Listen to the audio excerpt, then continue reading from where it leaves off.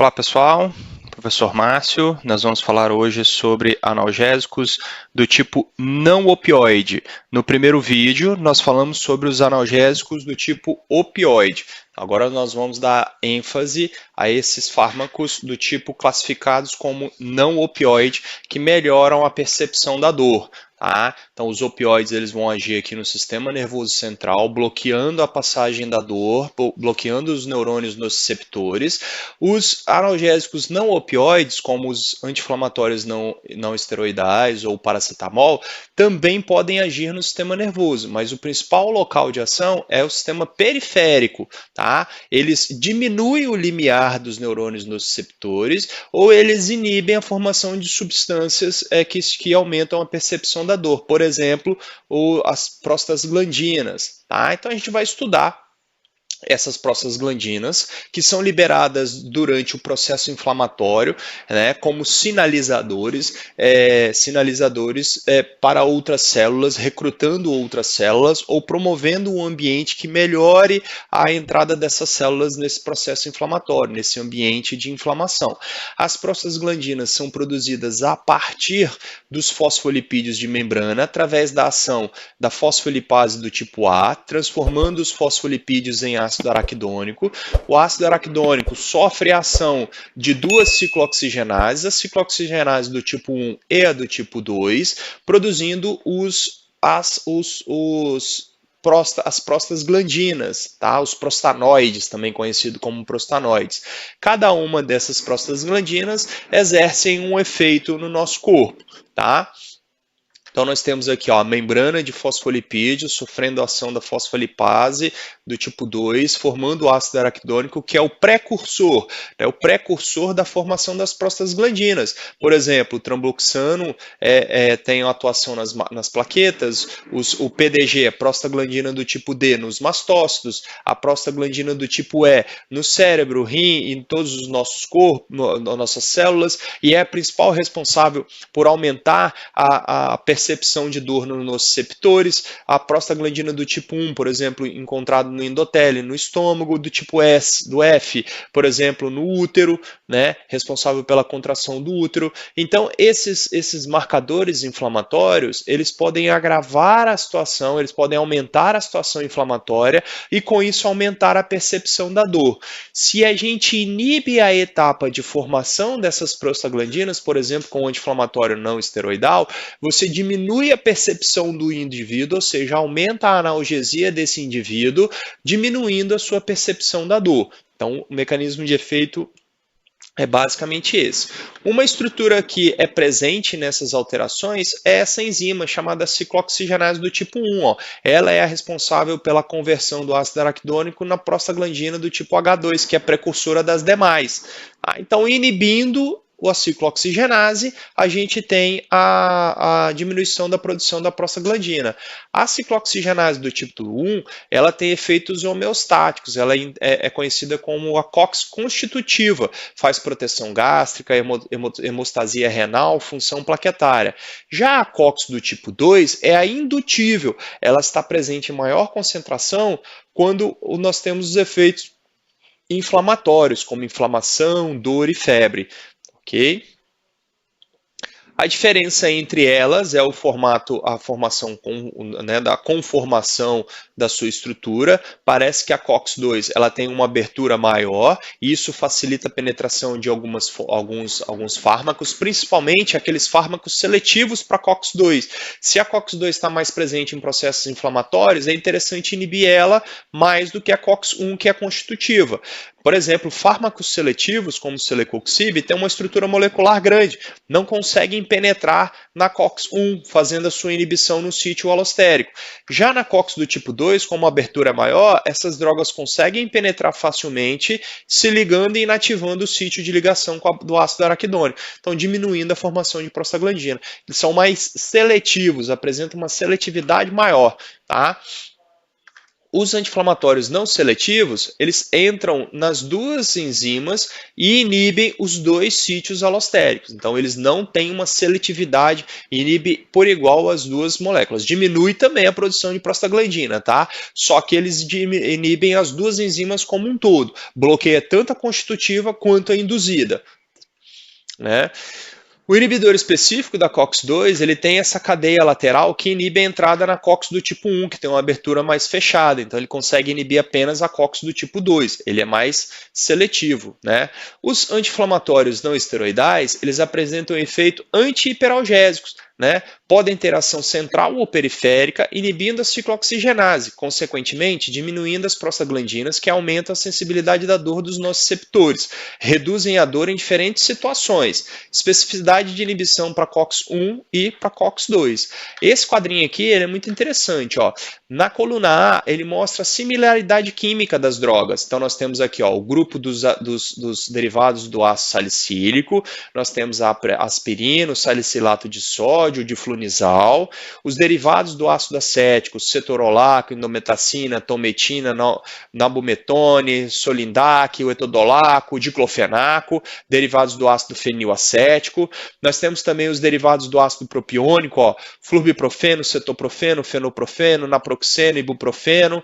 Nós temos os derivados do ácido mefenâmico, o meclofenamato, né, ou o próprio ácido meclofenâmico. Nós temos os derivados das sulfonamidas e das sulfonas, ó, a classe dos inibidores, ó, em vermelho, inibidores seletivos para COX-2, ó, celecoxib, valdecoxib, rofecoxib, etoricoxib, e os derivados do ácido enólico, como o piroxicam e o meloxicam, e outras classes como o acetaminofeno, conhecido como paracetamol. Aqui ele está diferenciando as classes dos anti-inflamatórios. Para que saber isso? Se você tiver que associar anti-inflamatórios não esteroidais que não sejam da mesma classe, não compensa, não tem sentido associar a indometacina com o cetorolaco, mas a aspirina com o meloxicam você pode ter um efeito potencializador, são drogas diferentes. Acho que é interessante conhecer bem essas classes para poder distinguir uma forma da outra. Na coluna B, ele mostra a sua seletividade pela COX. Olha, a COX do tipo 2, os mais seletivos para ela, a gente destaca o meloxicam e o diclofenaco e o celecoxib, tá? O lumiracoxib é o mais seletivo, mas também é o mais caro, e os fármacos que são pouco seletivos, ele inibe mais a ciclooxigenase 1, que não tem muito sentido, do que a 2. E os intermediários, ó, naproxeno, acetaminofeno, o diclofenaco sódico, são ativos interessantes. E aqui também traz a meia-vida citoplasmática, para você ter uma noção de tempo que essa droga fica no sangue. O diclofenaco e o cetoprofeno são os mais curtos. Nós temos aqui, por exemplo, o etodolaco, o celecoxib com uma atuação de 12 horas, por exemplo, e o piroxicam, detalhe, é uma atuação de 60 horas. A meia-vida dele é longa. Cuidado com o risco de intoxicação, tá?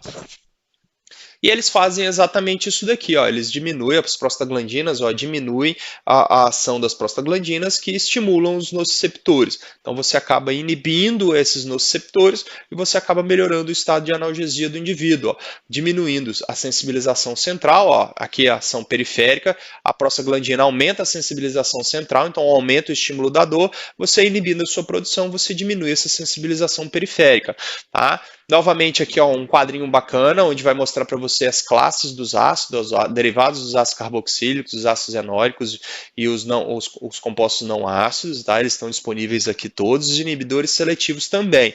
Tá? É interessante para você classificar e entender esses fármacos. Né? Então, quais são os usos terapêuticos dos anti-inflamatórios não esteroidais? Melhoram a circulação, inflamação, faz cardioproteção, atua na dor e na febre dos indivíduos. Tá?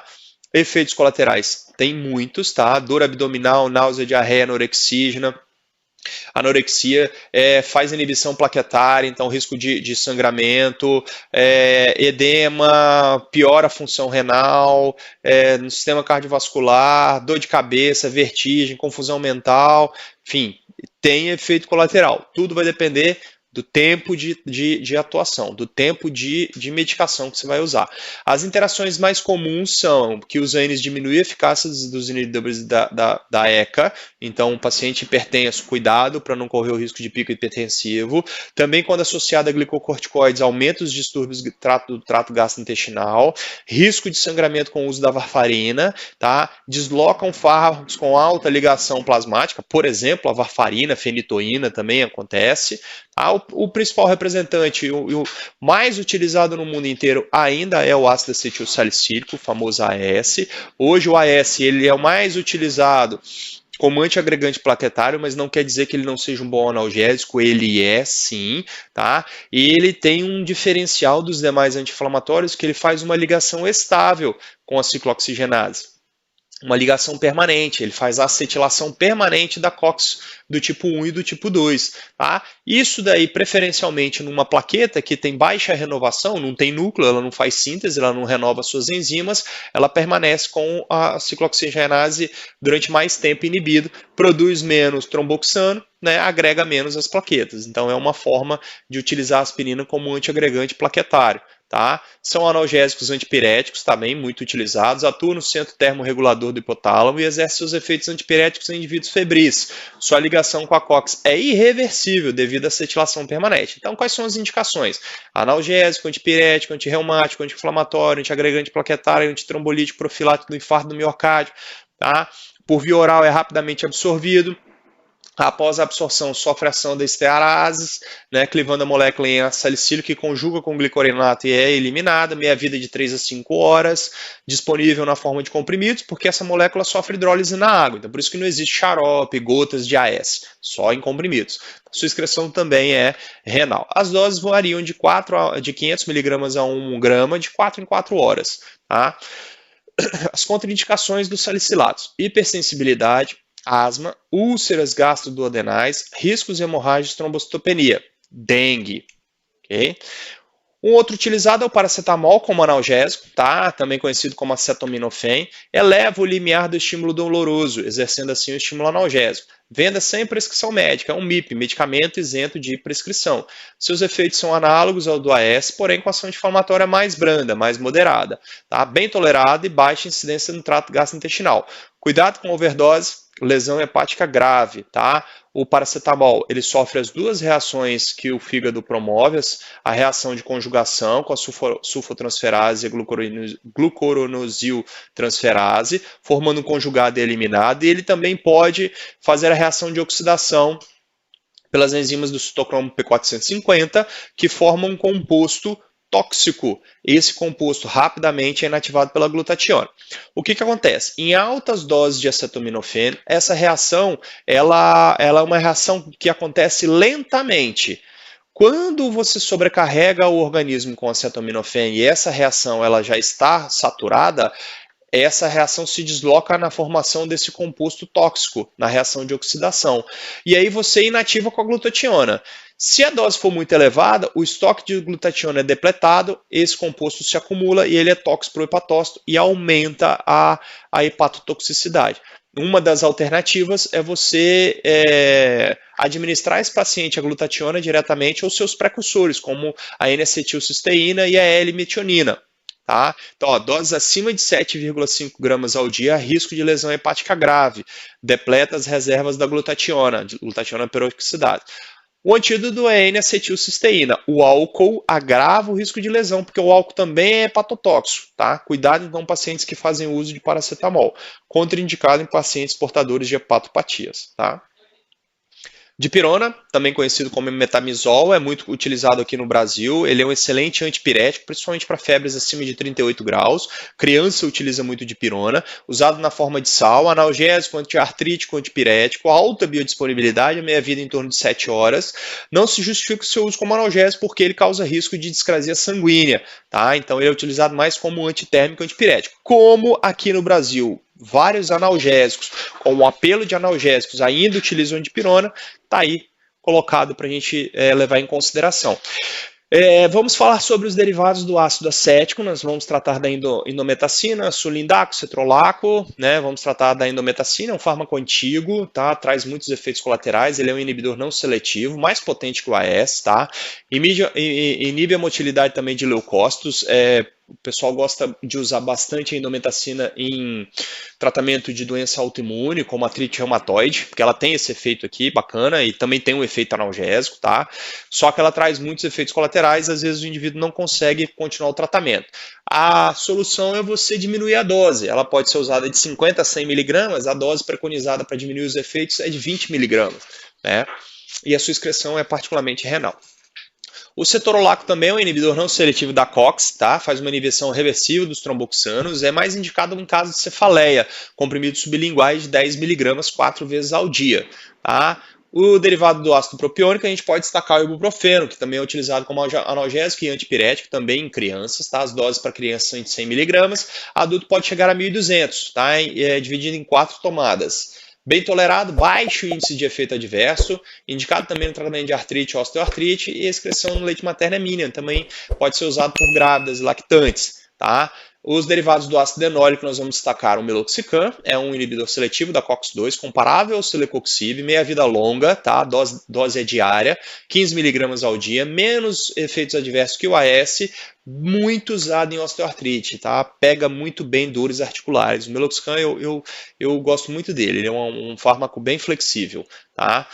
Em relação aos inibidores seletivos da COX-2, nós podemos destacar o celecoxib, o parecoxib, o etoricoxib e o lumiracoxib, tá? Apresentam alta afinidade pela COX-2 em relação à COX-1.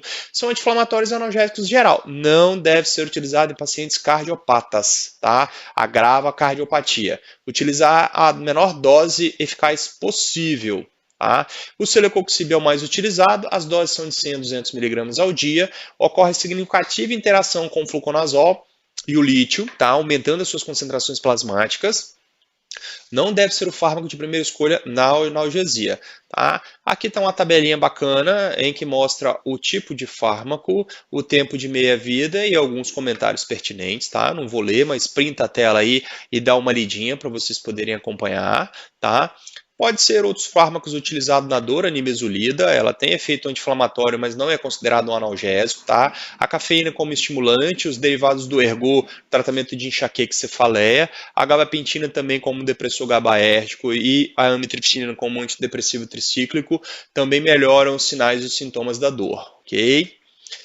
Aqui eu trago uma sugestão de associação, então como a gente pensa no anti-inflamatório não esteroidal, a gente pode optar o meloxicam, que tem uma boa afinidade com a COX do tipo 2, o tramadol, que é um analgésico opioide fraco, né, causa baixíssimo risco de dependência, o paracetamol, que é uma classe que não é igual ao anti-inflamatório não esteroidal, mas tem efeito analgésico potente, tá? A prednisolona, que é um anti-inflamatório esteroidal, mas a dose é bem baixinha e ela faz uma boa ajuda na analgesia, e a gente coloca um citoprotetor, né? Lembra que associar 2 anti-inflamatórios pode agravar sintomas no trato gastrointestinal, dor estomacal? A gente coloca a famotidina, que ajuda a diminuir essa dor. Uma dose ao dia, esse é uma formulinha muito boa para tirar a dor do paciente. Bom, dá um like aí no vídeo, obrigado, se inscreva no nosso canal, fica aí a dica para vocês.